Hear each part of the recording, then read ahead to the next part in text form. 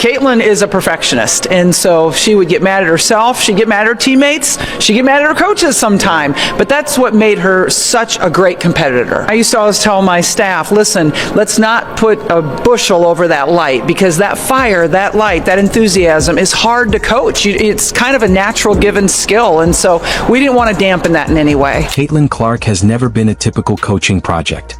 She wasn't meant to be molded from scratch, slotted into a system, and gradually shaped according to a tactical plan. That's simply not who she is, and it never has been. The coach who guided her through 4 of the most extraordinary years in college basketball history recently confirmed this on record, speaking with unflinching honesty in one of the most candid interviews ever given about a player of her caliber. I mean, once she told us she was not coming to Iowa, she was going to Notre Dame, it was over. I mean, we didn't pry into that, but we did notice, okay, she hasn't posted anything after she cut us. Now it's weeks are passing, and so I think we put a call into our AAU coach just to find out what was going on, and I realized then that she wasn't fully on board with her decision to go to Notre Dame, and so there was no sell at the end. She called me up, and I can remember exactly where I was sitting. I can remember the restaurant my husband and I were having, what we were eating when she called. I went out into the alley to get because I knew I was going to be exuberant if she did commit to us, and she said, do you still have a spot for me? Yes, yeah. I do. It didn't take long. So there was no sell at the end. The sell happened really in the years leading up to that decision. In a candid sit-down with Sarah Spain on the Good Game podcast, Bluder faced the question every Iowa fan, analyst, and casual viewer has been dying to hear. What was the toughest part about coaching Caitlin Clark? She didn't dodge it or offer a polished press conference line. She looked straight at it and answered honestly, sometimes Clark can be a little stubborn, and so can I. That's it. 2 stubborn people, 1 basketball program. And somehow, against all odds, it produced the greatest individual scoring career in Division I history. Sports, like you were like in the mosh pit of it all. You were right in the middle of it. Do you think about making that? Making it happen. You literally you guided and led one of, if not the most famous women's basketball player that has ever touched a basketball. Like you are ushering in the next generation. I really don't think about it a lot. For one thing, to me, Caitlin is just Caitlin. And so I guess, I can still give her crap, I love it. But before we dive into the friction, the stubbornness, the challenges, and the transitions, you need to understand who Lisa Bluder truly was. This isn't a story about a coach struggling to manage a difficult player. It's a story about a perfect match. And you can't grasp how rare that match was without first appreciating how remarkable both sides of it really were. Under her direction, Iowa has made 10 NCAA tournament appearances, including each of the last 6 seasons. Iowa is the only Big Ten team and one of just 13 in NCAA Division I women's basketball to qualify for the NCAA tournament in each of the last 6 years. Tonight's victory is Lisa's 270th career victory at Iowa, becoming the all-time winningest coach in Iowa basketball history. Lisa Bluder wasn't just a good coach, she was one of the best the women's game has ever seen. Over more than 2 decades at the University of Iowa, she built what most programs only dream of, a consistent year-after-year culture of winning. When she retired at the end of Clark's senior season in 2024, she left as the winningest coach in Big Ten history, not just the winningest women's coach, but the winningest coach across all sports, genders, and eras of Big Ten competition. That kind of record doesn't happen by accident. It happens because of a rare combination of basketball intelligence, player development, and, most critical for what comes next, the wisdom to know when to coach a player and when to step back and let them breathe. I've heard stories of Caitlin being very engaged in that as well, like recognizing that, I've got to also shine some light on my teammates. Yeah, and she didn't understand that at first. And that was one of the things we really had to work on, was because, and I don't blame her, she comes from a high school where she did everything. She came from an AAU program where she did everything. And now she's expected to come to a university and share the wealth. It's different, right? And it's a mindset that's got to change a little bit. So We really worked hard on that, and we tried to explain to our players, listen, when her light shines, it shines on all of us, and we're all going to have more opportunities because of her. That last part is what made Bluder so uniquely equipped to guide Caitlin Clark. A truly great coach develops over decades the ability to read a player, to know the difference between someone who needs structure and someone who needs freedom. Forcing every player into the same system isn't coaching, it's stifling. And stifling Caitlin Clark would have been one of the greatest wastes in the history of women's basketball. For the record, she ties it with that one. This for college basketball history. She does it with a foul shot. Let's be completely clear about what Caitlin Clark was at Iowa. She finished her college career with 3,951 points, breaking Pete Maravich's all-time Division I scoring record, a mark that had stood since 1970, untouched by countless players across 5 decades. And she did it as a woman on a stage the sports world hadn't been paying attention to, until she forced them to. In just 4 seasons, she also amassed over 1,000 career assists, becoming the first Division I women's player to reach both 3,000 points and 1,000 assists simultaneously. She recorded 6 triple-doubles with at least 30 points, the most in Division I history. She scored 49 points in a single game. She launched logo threes that made entire arenas gasp before the ball was even halfway to the rim. She was doing things on a basketball court the sport had never seen before. The numbers aren't just records, they're monuments.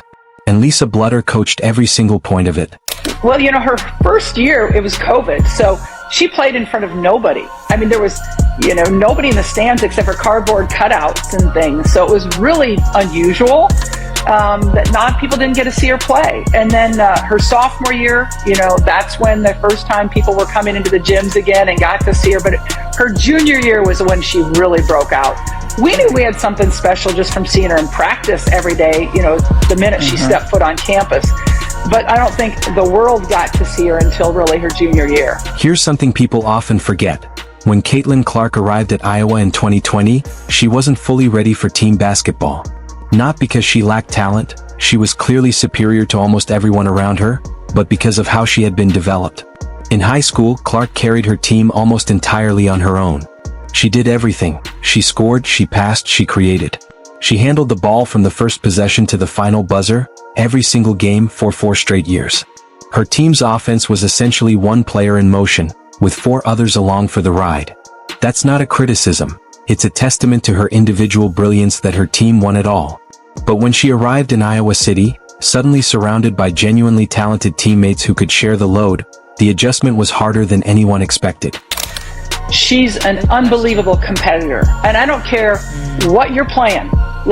And she was a great soccer player, and she really. I know, I've heard that. Yeah, and she attributes a lot of her passing angles to learning that on the soccer field, and it's so true. Like, she is the best. Every time, 3-point shooting, she is the best passer. It's amazing, and so she attributes a lot of that to soccer. But competitiveness, I don't care if you're playing checkers, if you're playing Uno. I mean, the girl is going to win, and she has no fear of failure. And that, I think, allows her to really put herself out there and risk, with those threes and with some of those unbelievable passes that other people be like, I might fail. There's none of that with her. And then she works her butt off, quite honestly. I mean, the kid works. She didn't instinctively know how to distribute the ball. She didn't automatically trust that the offense would keep moving once it left her hands. After years of being the answer to every problem her team faced, learning that she didn't have to solve everything herself required real work. Bluder was candid about this. Clark's biggest early challenge wasn't her shooting mechanics, her athleticism, or her decision-making at full speed. It was learning how to play with people, how to lift her teammates instead of carrying them, how to make the women around her better, rather than simply outrunning the opposition on her own. I mean, she has, raised the excitement of our sport. There's no doubt. Just because she does things in a different way than anybody else can do. Plus, she has all the intangibles. She's a great student. She's a great role model. She does everything. She loves being that role model. I really think that, when she came in as a freshman and she said, we're going to the Final Four, and a lot of people laughed at her and maybe even laughed at her for coming to Iowa, quite honestly. but she believed, we believed, and she got everybody else in that locker room to believe, and that is not an easy thing to do. And she did grow. That's what made Bluder most proud, and what tells you everything about the coaching relationship they built. Clark arrived stubborn. She arrived as a one-woman show. But over 4 years in Bluder's program, she became something richer, something fuller, something the basketball world hadn't seen before. A player who could dominate a game with 40 points one night and control another with 12 assists the next. A player who lifted her teammates, elevating everyone around her without dimming her own light. The 1,000 assist milestone isn't just a number, it's proof of transformation. The stubborn, solo-carrying teenager from Iowa had grown into one of the most complete team players in college basketball history. Bluder didn't just coach that evolution, she created the environment where Clark was willing to let it happen. And that brings us to the most important word in this story: trust. That was the foundation of everything that worked at Iowa. Clark was stubborn, Bluder said so herself, but her stubbornness sat alongside something equally powerful: her competitive drive, her refusal to be anything less than her best. The good news, Bluder said, was that Clark wanted to be her best, and so she would take the coaching. That single sentence explains their entire 4-year relationship. Clark might push back, she might resist, she might dig in, but ultimately, if you connected coaching to her hunger to be great, she would follow. Not because you outranked her, not because you ran the program, but because she wanted to win more than she wanted to be right. It is with a range of emotions that I share with you today that I have decided to step down from leading the Iowa women's basketball team after 24 memorable years. After the season ended, I spent time with our student athletes and coaches reviewing the season and preparing those moving on for what comes next. With that also came personal contemplation about what this journey has meant to me, how to best champion this program, and what the future looks like for my family and me. After then, taking some time away with my husband David, it became clear to me that I am ready to step aside. Now, Bluder is 63 years old and coached at Iowa, as she said, 24 seasons. Before that, she was at Drake. She's the winningest coach in Hawkeye history and Big Ten history. She's a 3-time Big Ten Coach of the Year. Bluder led Iowa to the past 2 NCAA championship games, the only 2 in Iowa history, men's or women's.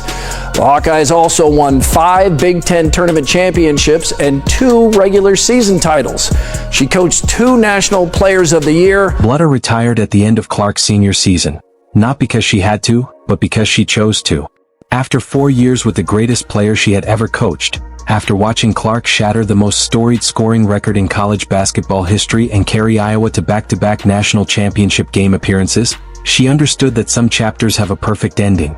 She walked away as the winningest coach in Big Ten history, her legacy forever intertwined with the player who changed the sport. And in every interview she's given since, including this one with Sarah Spain, there's been zero bitterness, zero resentment, only deep, genuine pride in what they built together. 2 stubborn, driven, uncompromising people who refused to lose, refused to settle, and refused to accept ordinary when extraordinary was possible. That is what a great coach-player relationship looks like. That is what it looks like when a coach truly understands the player in front of them.